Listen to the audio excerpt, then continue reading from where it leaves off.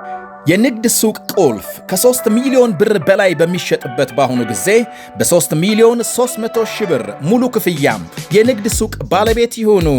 ለንግድ በሚያመቹ ቦታዎች በቡልጋሪያና ፒያሳ ላይ በዓመት ከ6 ወር ጊዜ የምናስረክባቸው ዘመናዊ የንግድ ሱቆች ከ26 ካሬ ጀምሮ ከምቹ አከፋፈል ጋር ቴምር ሪል ስቴት ለሽያጭ አቅርቧል።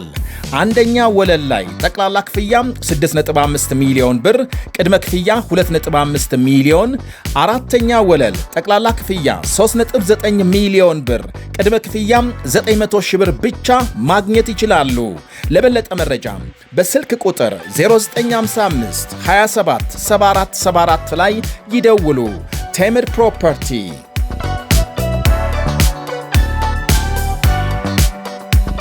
ጤና ይስጥልኝ ተመልካቾቻችን፣ አዲስ መረጃ ደርሶናል። በላይ በቀለ ነኝ።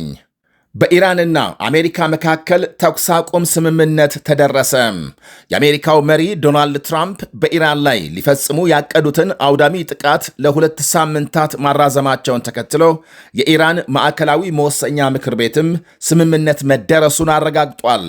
ትራምፕ የኢራንን መሠረተ ልማቶች ሙሉ በሙሉ ለማውደም ያስቀመጡት የሌሊት ጊዜ ገደብ ከመድረሱ አስቀድሞ ከአሸማጋይ ሀገር ፓኪስታን ጠቅላይ ሚኒስትር ሻባዝ ሸሪፍ ጋር መነጋገራቸውንና የ2 ሳምንት ተኩስ አቁም እንዲደረግ የቀረበውን ሐሳብ መቀበላቸውን ገልጸዋል። ትራምፕ የሁለት ወገን ስምምነት መሆኑን በመግለጽ ኢራን ሆርሙዝን ሙሉ በሙሉ ለመክፈት መስማማቷን አስታውቀዋል። ይህንኑ የትራምፕን መግለጫ ተከትሎ የኢራን መንግሥት ስምምነት መደረሱን አረጋግጧል። በሀገሪቱ ዜና አገልግሎት የተነበበው የብሔራዊ ጸጥታ ምክር ቤት መግለጫም በፓኪስታን አሸማጋይነት የተደረሰውን ስምምነት ጠቅላይ መሪው ሞጅታባ ካማኒ በፊርማቸው ማጽደቃቸውን አመልክቷል። ቋሚ ስምምነት ለመድረስ የሚያስችል ንግግር በፓኪስታን እንደሚካሄድ ገልጧል። ስምምነቱ ለኢራን ትልቅ ድል መሆኑን ገልጿል። የተለያዩ መገናኛ ብዙሃን እስራኤልም የስምምነቱ አካል መሆኗን ቢዘግቡም ከእስራኤል በኩል የተሰጠ ይፋዊ ማረጋገጫ የለም። ከተባበሩት አረብ ኤምሬትስ የተሰማው ግን ብዙዎችን አላስደሰተም። የእነ አሜሪካ ስምምነት ይፋ መሆኑን ተከትሎ የኤምሬትስ ብሔራዊ አስቸኳይ ጊዜ ጽሕፈት ቤት የኢራን የሚሳኤል ጥቃት መቀጠሉን ገልጧል። የሀገሪቱ አየር መከላከያም የኢራንን ሚሳኤሎች ማክሸፉን ጠቅሷል። እስራኤልም በስምምነቱ ተካታለች ቢባልም ኢራን የሚሳኤል ጥቃት እየፈጸመች መሆኑን የሀገሪቱ ጦር አስታውቋል። ዘግይቶ የወጣ ዜና ደግሞ የኢራን ቴሌቪዥን ትራምፕ ቴሄራን ያቀረበችውን ባለ 10 ነጥብ የተኩስ አቁም ዕቅድ መቀበላቸውን እየዘገበ መሆኑ ታውቋል። በሌላ በኩል በእስራኤል ከባድ ጥቃት እየተፈጸመባት ያለችው ሊባኖስ በስምምነቱ ስለመታቀፏም እስካሁን የተባለ የለም። የኢራን ውጭ ጉዳይ ሚኒስትር አባስ አራክቺ ባወጡት መግለጫም በስምምነቱ መሠረት ለ2 ሳምንት የሆርሙዝ ሰርጥ የሚከፈት መሆኑን አስታውቀዋል። በኢራን ጦር ኃይል አስተባባሪነት በሆርሙዝ የሚደረግ የመርከቦች ዝውውር ይቀላጠፋል ብለዋል። ትራምፕ እጃቸውን ተይዘው ተኩስ አቁም እንዲቀበሉ ተገደዋል ይላሉ የኢራን ውጭ ጉዳይ ፖሊሲ ባለሙያ። ምክንያቱም ትራምፕ ምንም ጥሩ አማራጭ ማቅረብ አልቻሉምና።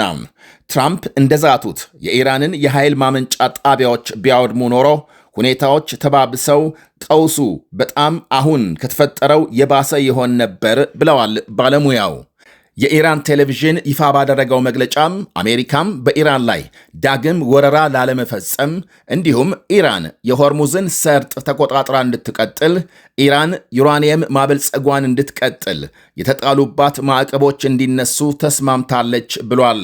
የጸጥታው ጥበቃ ምክር ቤትና የዓለም አቀፉ አቶሚክ ኃይል ሕጎች እንዲነሱ፣ ለኢራን ካሳ ለመክፈልና የአሜሪካ ተዋጊ ኃይሎችን ከመካከለኛው ምስራቅ ለማስወጣት መስማማቷንም አክሏል።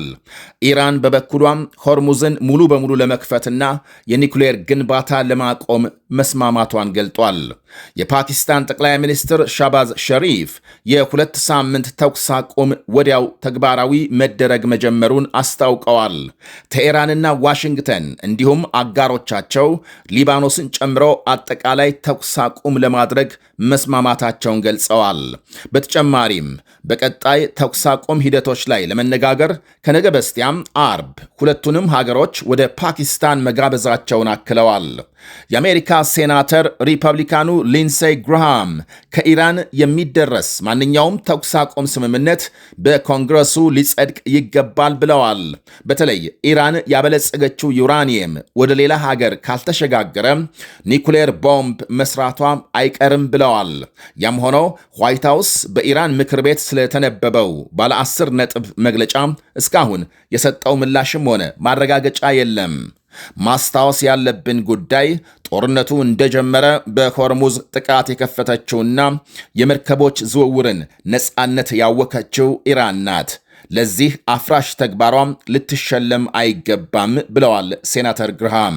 ስምምነት መደረሱ ይፋ መሆኑን ተከትሎ የአሜሪካ ጦር ኢራን ውስጥ የሚፈጽመውን ጥቃት ማቆሙ ታውቋል። ጦርነቱ ከጀመረ ወዲህ የአሜሪካ ጦር ኃይል በኢራን 13,000 ኢላማዎች መምታቱን የማዕከላዊ እዝ አስታውቋል። በቀጣዮቹ ቀናት በአሜሪካና ኢራን ባለስልጣናት መካከል ንግግር እንደሚደረግ የአሜሪካ ባለስልጣናት አረጋግጠው ከአሜሪካ በኩል ምክትል ፕሬዝዳንት ጄዲ ቫንስ እንደሚሳተፉ አመልክቷል። አንዳንድ የእስራኤል ባለስልጣናት በበኩላቸው በተደረሰው ጊዜያዊ ተኩስ አቁም ስምምነት ስጋት እንዳደረባቸው እየገለጹ ነው።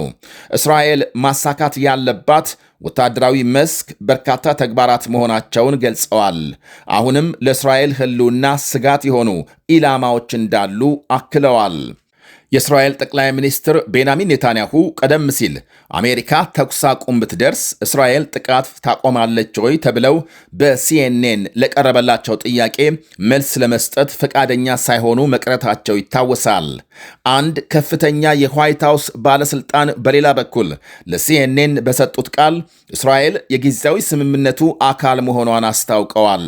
በሁለት ሳምንቱ የተኩስ አቁም ሂደት እስራኤል ኢራንን መደብደብ ታቆማለች። የፓኪስታን ውጭ ጉዳይ ሚኒስትር ይስሐቅ ዳር በሌላ በኩል ከቀጠናው ሀገራት አቻዎቻቸው ጋር የስልክ ውይይት ማካሄዳቸው ተነግሯል። ሚኒስትሩ ከሳውዲ፣ ግብፅ፣ ቱርክና ከሞሮኮ ውጭ ጉዳይ ሚኒስትሮች ጋር አዲስ በተደረሰው ስምምነት ዙሪያ መነጋገራቸውን ዘገቦች አመልክተዋል። ስምምነት መደረሱ ይፋ ከመሆኑ አስቀድሞ በኢራን የነዳጅ ኬሚካል ጣቢያ መመታቱን የቴሄራን ባለሥልጣናት ገልጸዋል።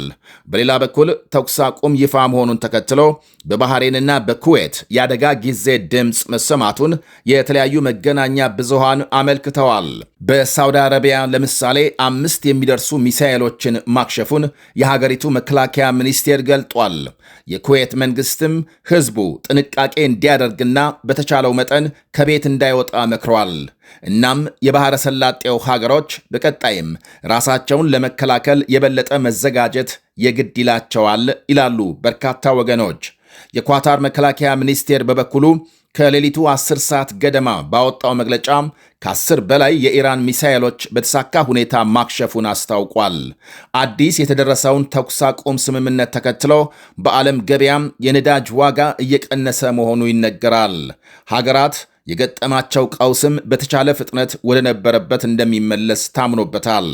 በኢትዮጵያ ለምሳሌ በኪሎ ቀይ ሽንኩርት እስከ 30ና 40 ብር፣ በአንድ እሽግ ውሃ ከ50 ብር በላይና በሌሎች ዕቃዎች ከፍተኛ ጭማሪ መታየቱን ለማወቅ ተችሏል።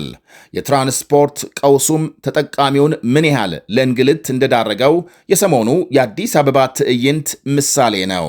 ታዲያ መንግሥት የሆርሙዝ መከፈትን ተከትሎ በየአቅጣጫው የታየው ጭማሪ ወደ ነበረበት እንዲመለስ አፋጣኝ እርምጃ ይወስዳል ተብሎ ይጠበቃል።